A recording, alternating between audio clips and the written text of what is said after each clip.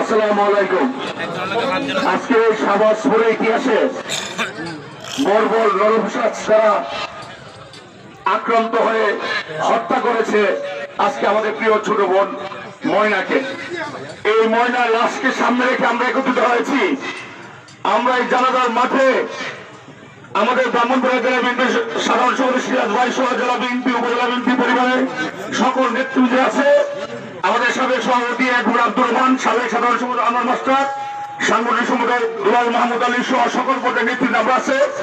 আমরা এই আজকে জানাজার মাঠে ওয়াদা দিয়ে যাই, এই খুনিদেরকে পুলিশ অতি অল্প সময়ের মধ্যে বের করবে এবং তাদের ফাঁসি না হওয়া পর্যন্ত ইনশাআল্লাহ এই বিচারে আমরা এই পরিবারের পাশে থাকবো, ইনশাআল্লাহ আছি থাকবো এবং তাদের পরিবারকে ব্রাহ্মণবাড়িয়া জেলা বিএনপির নেতৃত্বে সরকারি উপজেলা বিএনপি সহ আমরা শাহবাজপুর বিএনপি সহ আমরা তাদের পরিবারে বসে সামাজিক ভাবে বলেন, তারপরে আইনি ভাবে বলেন, বিনামূল্যে সহযোগিতা করবো কতগুলো আমি ঘোষণা দিয়েছি।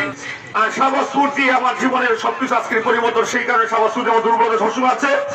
আমরা নির্বিচার নিশ্চিত না হওয়া পর্যন্ত এই কোলাঙ্গা পুলিশকে আমরা বলবো, আপনাদের অভিযান আরো দ্রুত গতিতে করেন। এই লাস্ট মানুষের আজকের উপস্থিতি প্রমাণ করে যে কতটা বেদনাদায়ক, কতটা মর্মাহত হয়েছি।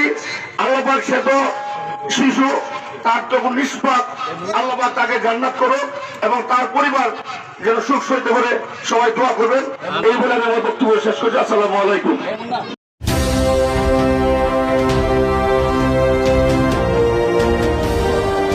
আপনারা দেখছেন SMTV।